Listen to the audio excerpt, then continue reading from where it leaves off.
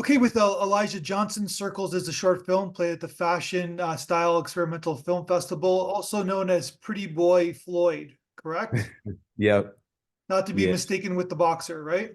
No, no, no. That I actually have a YouTube channel where I like talk about like beauty tips and stuff that I've been doing for like well, not 18 years, but since I was 18, so about 10 years.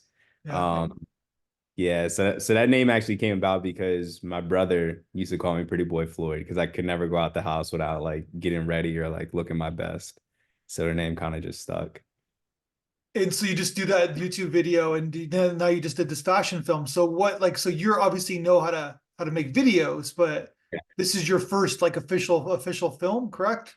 Yep. First like official film.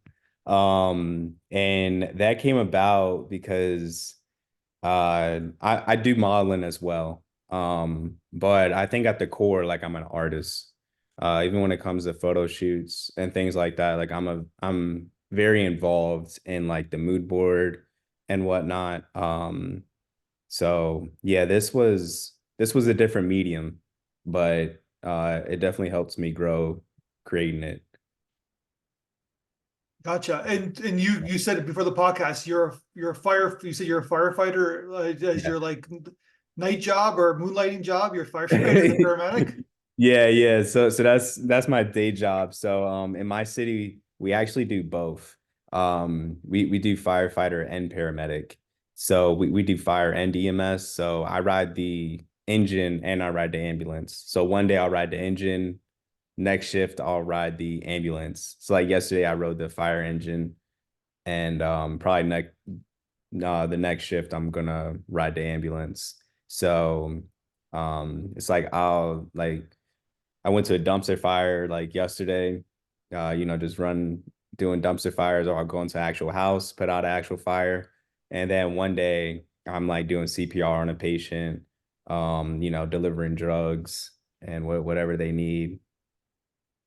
So, but like usually like I people I know who are firefighters, they usually like go to the firehouse for like 2 weeks or something like that. They work 2 weeks on or 2 weeks off, but you don't do that. You just work shift work. Yeah, so our job, it's a little weird getting used to it, but on average, I only work 10 days a month. Yeah. Um, yeah, so it's like a lot of departments are different. Like a lot of departments have like different schedules, but Gotcha. most of the time it's not as much as a 9 to 5, like Monday through Friday, kind of thing.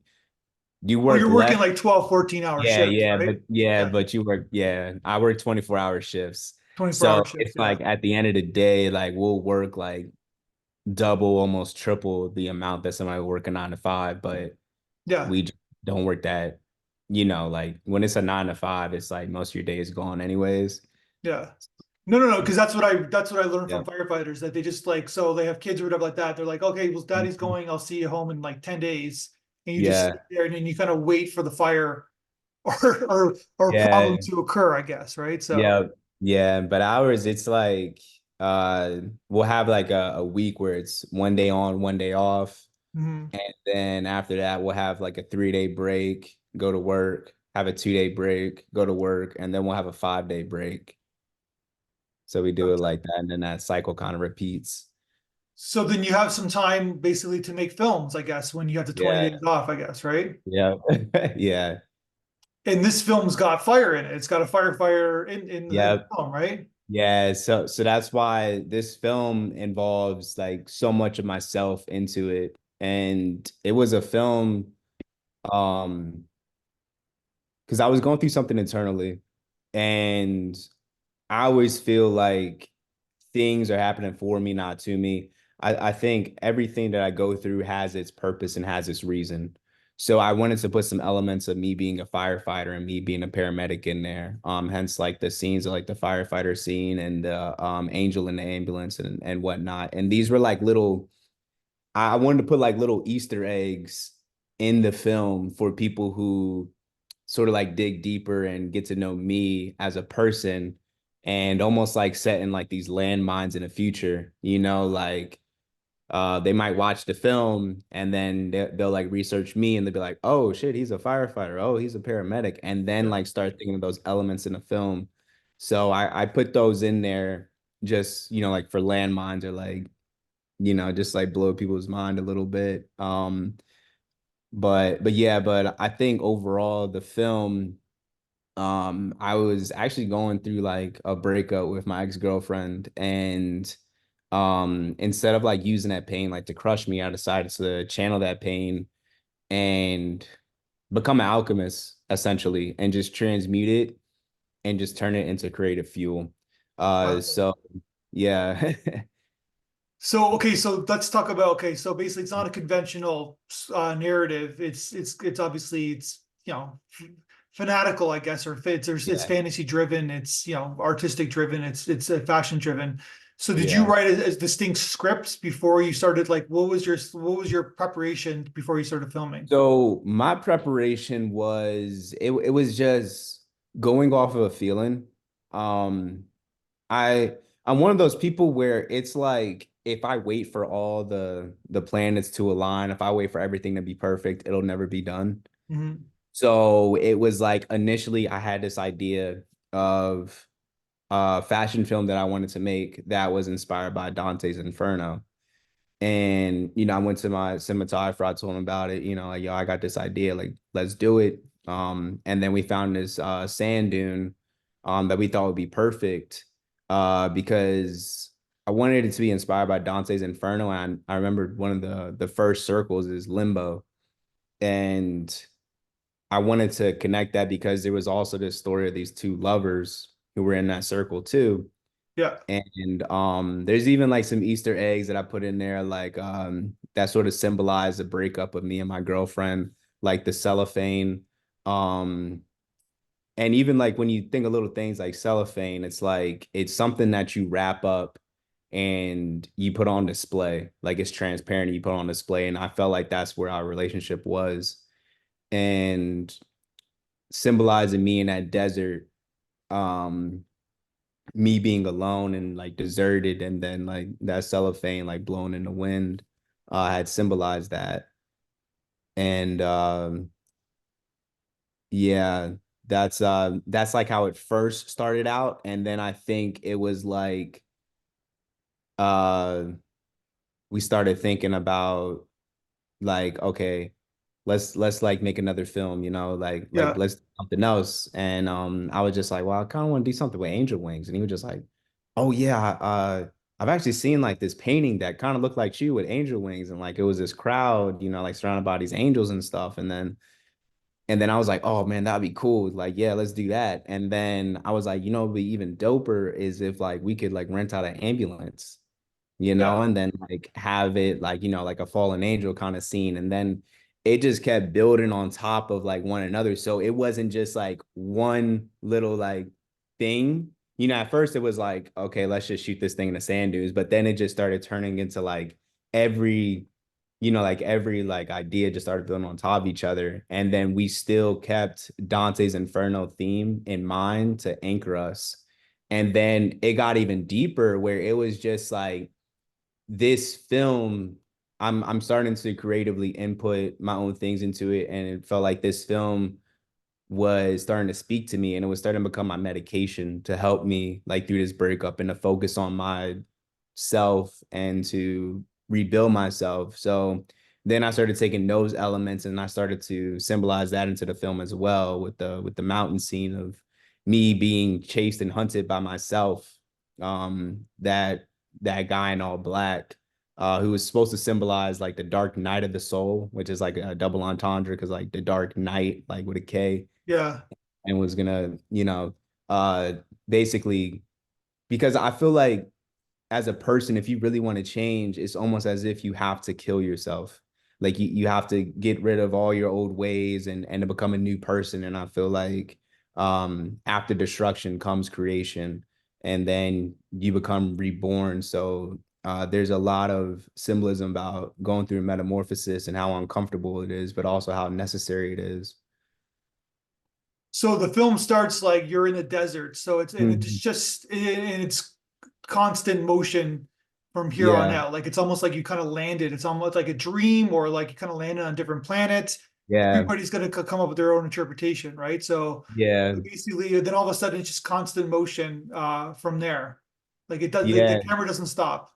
Yeah, and I think that that represents just the internal battle that I'm going through when it comes to like me um going through my transformation, and these different circles and locations and places represent a different level of consciousness, and also like, you know, hence the word circles, because I feel like in order for you to evolve as a person, you have to recognize the patterns that you're doing and how it's holding you in the same place, and how you know, you essentially have to uproot that person and do a self audit and do an autopsy. Like, okay, I keep on getting the same result. Like, I need to change something, you know? Yeah. Yeah.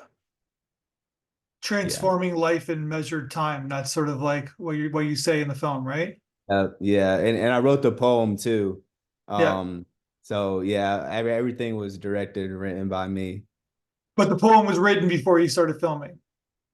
That was actually written after, Okay. I was because just curious if you got inspired by the footage. Go ahead.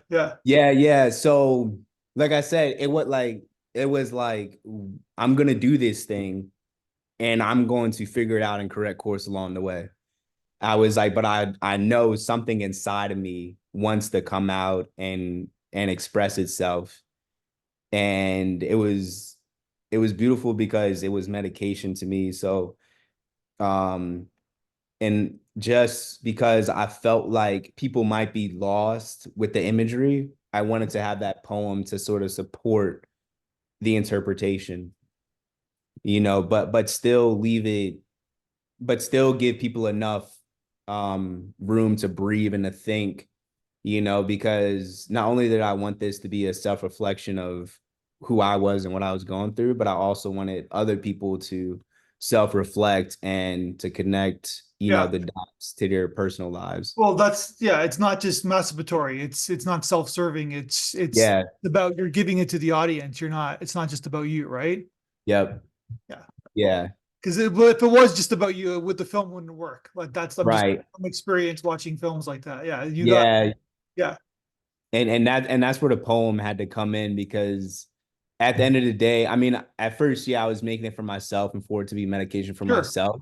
But if I'm going to put it out there in the world, I have to think of the audience too, because, you know, there's a such thing as being a selfish artist, just making work just for yourself, you know.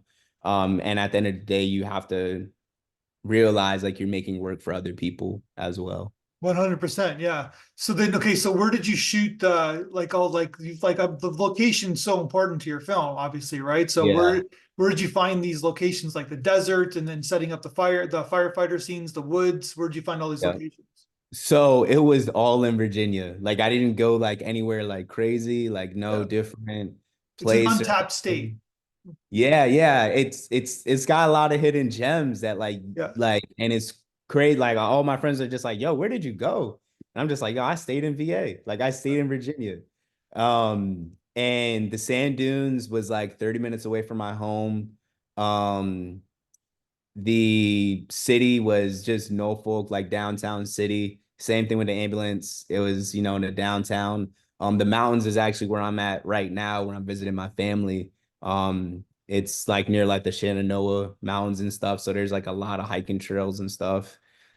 So yeah, I think the one scene that I considered like traveling to Iceland for was the snow scene, because I would just like, bro, I want to go there. Like, I just really want to pull off this look. Yeah. No, you Yeah, did it. Okay, so then tell me about like the filming, like in terms of this, like you said, your first film, you do a lot of these YouTube videos. I'm assuming it's just with you. So what yeah. about your crew? How did you kind of get your crew all on board for this film?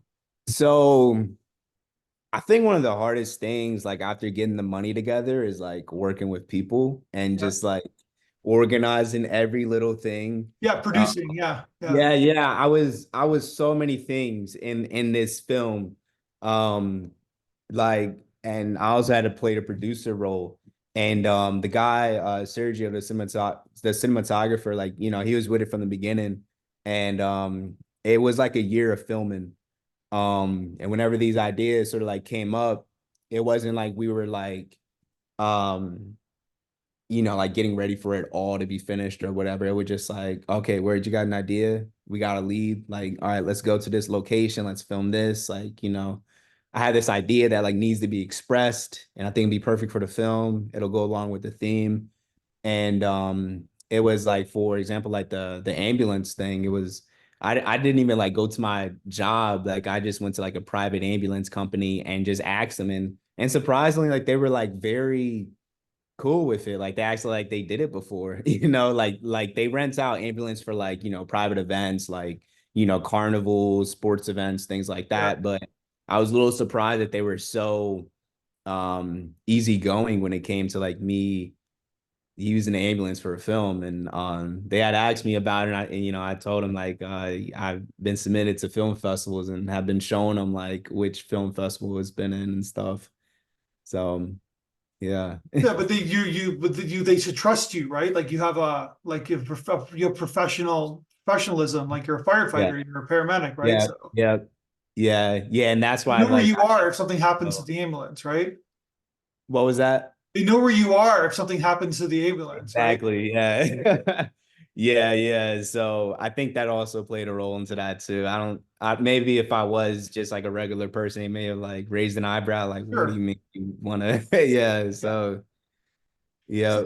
so your cinematographer, Sergio, I'm assuming he's the most important person in your film because Mhm. besides yourself, because you're directing it, but you're also in every, like basically every scene, right? So you're in Yeah. front of the camera. So you have to, there's a lot of trust that I'm assuming has to be involved here. Yeah, yeah, a lot of trust. I know some of Sergio's background was being an actor. So he would like, kind of give me cues like, okay, bro, like you're like deserted in this desert, like you're like, like you're angry, like, it's cold, like things like that. He would give me cues and whatnot. And even with the angel scene too, we actually wanted there to be an underlying like love story into that, Mhm. because I feel like a lot of those scenes had a lot of you know, thoughts about like mortality and me going through uncomfortable situations. But I think the number one like overlooked catalyst of that was like love was what really like started all this. And me personally, that scene was inspired by me always looking for divinity and humanity. Like I'm always looking for like, the one, and I'm always kind of disappointed when like they're not, these divine entities, they're not these angels, they're not like give me this unconditional love that I'm looking for, and they end up just being human beings. And then the higher I build up this fantasy is the harder the fall is back down to earth. Yeah. And that was like, like depicted in the ambulance scene too, because it was just like you would think the most caring or like loving thing to do would be like to help out this fallen angel, but everybody's pulling out their phones and thinking selfishly about themselves. Yeah. That's like, it's like it's a take on society in a sense, right? Exactly. Yeah. Yeah. So you must have like one would assume that your job, you've seen some shit, Hmm. let's put it that way, Yeah. right? Yeah. Oh And yeah. it can't be totally positive, right? Like it's got to be some Right. pretty awful things you've seen. Yeah. Yeah. There's a lot. I I think people always ask me that, and it's just like, yeah, I see a lot of death. It doesn't matter the age, gender, ethnicity. You see things that the normal person doesn't see. And that could be a good thing or a bad thing. Like for example, my grandmother, like, she's upstairs right now and she's actually recovering from a stroke. And I was the one that found her like that. And I took her to the hospital, like called 911, like noticed the stroke signs and everything. And the doctor said like she had 2 days to live. And me being like that, and my whole family was devastated, crying. But not only, I had to be like the strong one. I had Yeah. to, because I've seen it before, so it wasn't necessarily a shock to me. but also I have that faith in God, you know, and another power that like she's gonna pull through. And it's about 6 months later, and you know, she's kicking and recovering. And I believe it was that faith that I wasn't thinking like, oh, all hope is lost. Like you know, like I have faith in my grandmother that she's gonna pull through and that she's gonna prove all these doctors wrong, you know. Hmm. And she did it. And things like that, not only like do you see like you know like the bad stuff in the job as well, but you can also like you can't forget about that higher power that helps and supports us and guides us through our lives. Oh, wow. So tell me, the quick bad transition, but tell me about the editing experience then. After like, this is Mhm. like, you know, you're putting the film together, right? So after Yeah. you got this footage, how you feeling after you seeing all the footage and everything? Yeah. So I think everything was shot beautifully. Like it looked, you know, good. But I knew the cherry on top would be to get into CGI and to get into editing. Yeah, Um, because I was just like, either I could put out this film and it'll look like, you know, another model from around here, just like, you know, shot a little fashion film and, you know, he put a little bit of extra work what other models, you know, around here did. But it yeah, was like, what's going to make me stand out though? Like, what's going to make somebody be like, oh shit, he's different, you know? And I knew that I was just like, I need to start doing things that nobody else is doing. And I knew that I needed to um up the ante. And with those allegories and symbolisms that we use to make the film could also support the CGI editing. yeah, And I had to outsource editors, and sure. it was like that fire scene in the city. It was just like that was already like like I knew I was just like I want there to be like fire like in the city. You know, like I wanted to be like that. And I think because that was such like a set idea in my head, I was just like I want all the scenes to have some sort of like CGI in them. Like I want to really go all out with this, and I want to put my all into it. And I made that sacrifice. You know, I was just, you know, and it took a lot of money from me.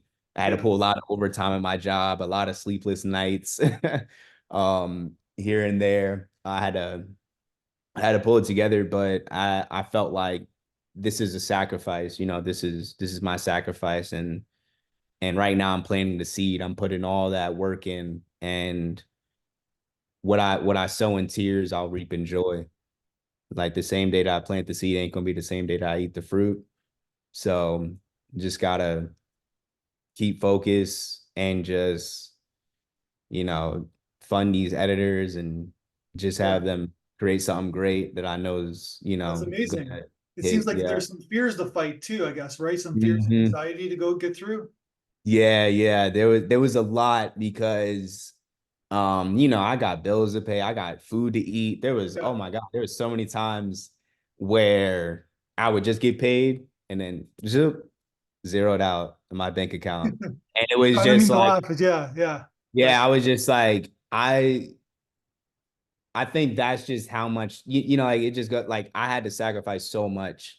And in the Bible, they would talk about, you know, books of, you know, God's disciples and stuff. Like they would put up like the animals that they would use to feed their families up on the altar and burn it and sacrifice it to God.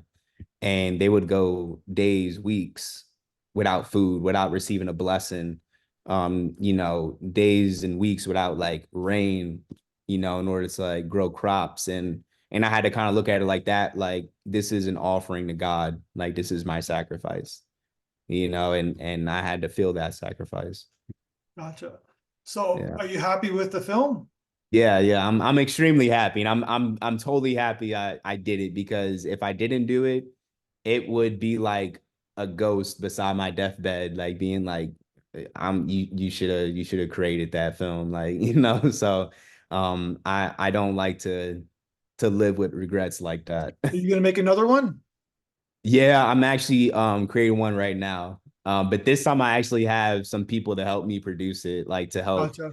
in the funding. So it's not just me alone. Yeah. It's two other people to help. But So this one was film school basically. And yeah, yeah, yeah, yeah, it was. I was definitely going through some growing pains. I definitely had to pay my tuition. yeah. And what did you So think about the audience? We sent the audience feedback to you. What did you think what they had to say about your film? I mean, they said at first it was like something just for me. So it's just very surprising, like because at the end of it, I was like, I really need to think about the audience and the people, you know. So it was very fulfilling, like to hear that they connected with it and that they caught those symbolism and those Mhm. allegories that were thrown in there. Gotcha. Well, amazing film, man. I can't wait. Thank you. Let's make sure you keep in touch. I want to see your next film. I think it's Yeah, of course. fantastic. So, and yeah, you're on your way. So, Thank you. basically, like, and thank you for your service. You know what I mean? It's a cliche, but thank you. I know it's Thank not an you. easy job. So, Yeah. all Thank right, you. man. Have a good one. Let's talk when you make All your right. next film. All right. Thank you. You too.